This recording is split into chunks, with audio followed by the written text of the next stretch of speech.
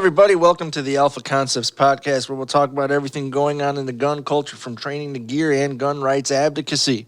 I'm your host, Thomas Kroll. I'll be with you for this adventure that we're going to go on together. And in today's episode, we're going to talk about the enemies to firearms. It's often been said that guns have two enemies. That's rust and politicians.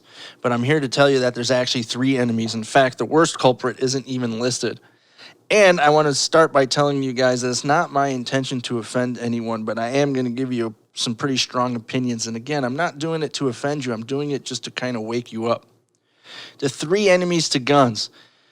Again, you've got rust, you've got anti-gun politicians, and the worst enemy of all is the apathy and the laziness of gun owners. Gun owners who will not exercise their First Amendment right to defend their Second Amendment. Gun owners who think that voting once every 2 years is enough. It's not enough.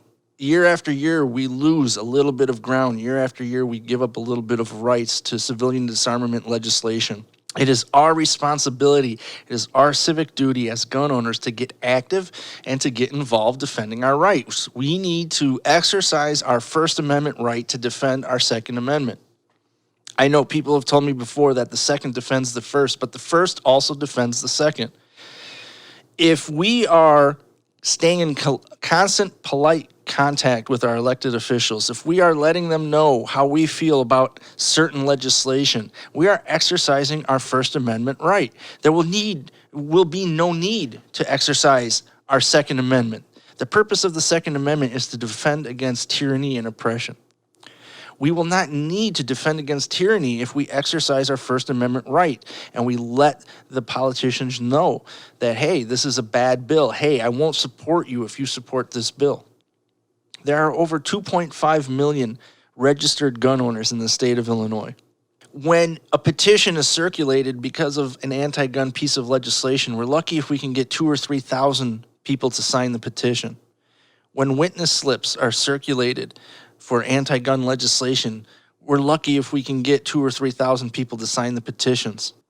When calls for phone calls go out to flood the anti-gun politicians to block legislation that's going to affect our gun rights, we're lucky if we can get a few hundred people to make phone calls.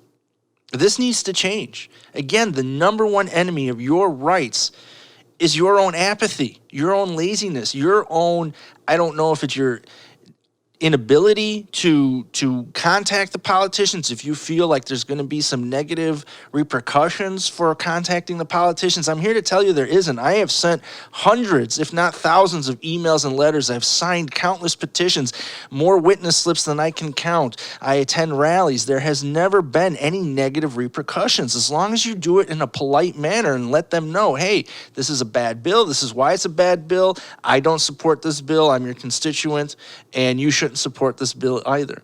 Let me tell you something. We are like mosquito to the people who are trying to take our rights away. They really don't care about us. And one mosquito can be ignored, maybe even swatted. But there's 2.5 million registered gun owners in the state of Illinois. That is a swarm of mosquito. A swarm of mosquito can stop the strongest army in its tracks. We need to swarm, and we haven't yet begun to swarm. You know, there is Illinois Gun Owner Lobby Day. I'm sure every state has a similar type of event where once a year the gun owners of that state will get together and gather down in their state's capital. In Illinois, it's done in Springfield. It's done once a year. And, we'll get a few thousand people, which sounds like a big number. But again, keep in mind, 2.5 million registered gun owners, 350,000 have concealed carry licenses. And if we're only getting, in an average event, maybe 3,000 to 5,000, at our peak, maybe 9,000, that's just not enough. They don't care. The politicians don't care because we're sending them a very loud and clear message, and that message is that we don't care. When we don't write them about a proposed piece of legislation, we're telling them that we don't care. Every town and Bloomberg moms are very well organized, and there's no doubt that they're very well funded. And when these types of legislation comes up, they are on top of it. They are slamming the politicians. Politicians are like weeds that sway in the wind. And they're going to sway in whatever direction gives them the most pressure. And to be honest with you, that is their job. It is their job to represent you. Okay, it's not their job to dictate to you. It's their job to represent you.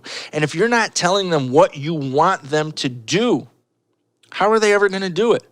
And if the Bloomberg moms are out there and they are pressuring these politicians and they are meeting with these politicians, they are sending letters and they are making phone calls, and we're not, what do you think the politicians are going to do?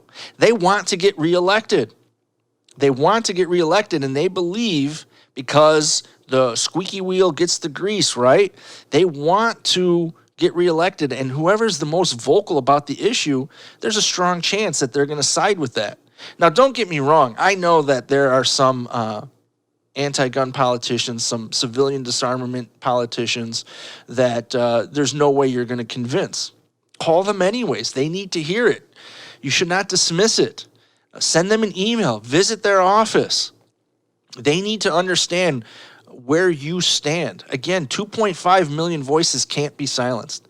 If 2.5 million gun owners were to stand up and speak, in Illinois, we can block every single piece of anti-gun legislation. You know, in Virginia last year, something like 20,000 gun owners were at the state capitol building. And again, that seems like a large number. But I did a little bit of research, and there are an estimated 2 to 2.5 million gun owners in Virginia. So you only had 1% of gun owners. 1% of gun owners cannot carry the weight of the other 99%. 99% of gun owners told the Virginia legislation and told the Virginia governor that they don't care about their rights. 99% of gun owners couldn't be bothered to take one day out of their schedule and go down and be counted and be heard. That speaks volumes. That is just a loud message that you don't care. If you can't be bothered, when you know that this legislation is going to be presented and there's a good chance it's going to pass, and you just can't be bothered to defend your freedoms, to exercise your First Amendment right, to defend your Second Amendment. That is the number one enemy to your gun rights. That is the number one enemy to guns. It's not the politicians. It's that we're not sending a loud and clear message to the politicians. That's something that needs to be changed. Every single gun owner needs to defend their rights. We need to make this a non-issue. We need to let the politicians know that we can't support them if they're supporting this anti-gun legislation. You know, in recent years, a term, the silent majority, has been kicked around. We need to stop being silent. Okay, people say silent majority, and again, I'm not saying this to offend anyone, but in my ears, I hear lazy. You gave yourself a cute name, and you're making an excuse to be lazy. Well, we're going to vote and send a message when we vote, and that's great. You should. Every single one of us needs to vote. You know, I read a statistic that something like 30% of eligible voters don't vote. And that's a horrific statistic. But I read something that's slightly more encouraging, and that's 60% of eligible voters who own guns vote. So obviously, gun owners are more involved with defending their rights than the general public are. Okay, because obviously, based on that statistic, we know that gun owners vote more often than non-gun owners. But again, voting alone is not enough. We've got to keep the politicians honest once they get into office. You know, check the voting records on certain bills. Don't just look at, let's say, for example, NRA ratings, okay? I had one representative who he decided to step down, but he had a B-plus rating from the NRA and then proceeded to vote for every single anti-gun piece of legislation that was presented. Why? Because he was getting pressured by the Bloomberg mobs, because he thought that that's what he needed to do to get reelected. Politicians want to get reelected. Okay, it turns out that there was only a few people in his constituency in our district that were reaching out to him. So what did he do? Well, he yielded to the pressure, and we're not putting enough pressure. It's not hard to send an email. It's not hard to make a phone call. Yeah, you're not going to speak to them. And that's he won't return my call. Of course he's not going to return your call. How many phone calls do you think your rep gets in a day? Okay? It's important that you are counted, that your opinion is counted. All of that's going to go into a record, into a database, and he's just looking at the macro numbers. It's the same thing about Illinois Gun Owner Lobby Day. A lot of people will say, well, they won't talk to us. It doesn't matter. The point is to be counted. You know, the Illinois State Rifle Association in Illinois hands out cards, okay? And they want you to give that card to your elected official, because they know that most of the politicians, the ones who choose civilian disarmament over freedom, are going to hide away. But if you leave this card that says, you know, this is my name and my address, and, you know, I vote for you know, gun rights, blah, blah, blah, they're just looking at the size of the stack, okay? Let's be honest. They're not looking at each one individually, okay? Speaker Michael Madigan, who some would argue is the cancer of the state, you know, his stack is so large, his aides, I feel sorry for them. They're just sitting there collecting these stacks of cards, and his stack is so large. But the point is, they're just looking at the size of the stack. Is the stack bigger or smaller this year than it was last year? That's it. You have to be counted, your opinion. If you can't, listen, if you're a rep, if you're a senator, if your mayor isn't going to call you back, that's fine, as long as you're making your opinion known. That's what needs to happen. That's what needs to be done. Constant and polite contact. You're going to catch more bees with honey than you are with vinegar. If you yell at them and you're cursing at them, you listen, the first rule of debate is the first person who insults has lost the debate and conceded they have no position. And I get it. You know what? I get really frustrated too when people are trying to take away my rights and take away my freedom.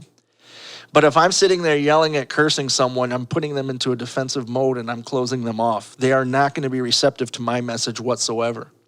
I may not be able to sway their opinion, but I certainly, if I'm yelling at them, there's absolutely no way whatsoever I can sway their opinion, okay?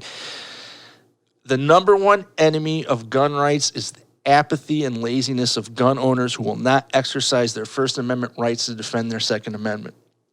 If you're not sure how you can defend your Second Amendment rights, join your local rifle association, your local gun club. Get active and get involved.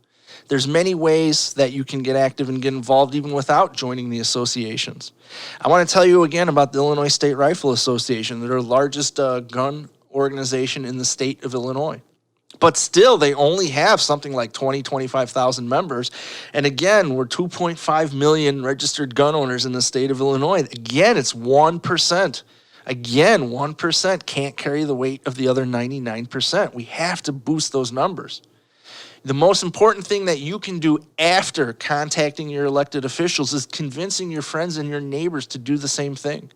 We've got to grow that number. We've got to boost the numbers, because politicians are going to sway like weeds in the wind, and they're going to yield to the most pressure. So it should be us fighting for freedom rather than the other side who is fighting to take away our rights and our freedoms. Guys, thank you for listening to this short rant. It's really just very important that we all get active and get involved and defend our rights. I'm going to wrap it up for today. This is just going to be a short podcast. I want to thank you very much for listening. Stay tuned to future podcasts. I've got great episodes lined up. If you've got an idea for a podcast, if you want to be on a podcast, if you've got a product or a service that you want to talk about, hit me up at alphaconcepts.com/podcast. If you'd like to sponsor one of these podcasts, I want you to reach out to Fire and Iron Media on Instagram or Facebook. As always, everybody, be armed, be trained, and be alpha.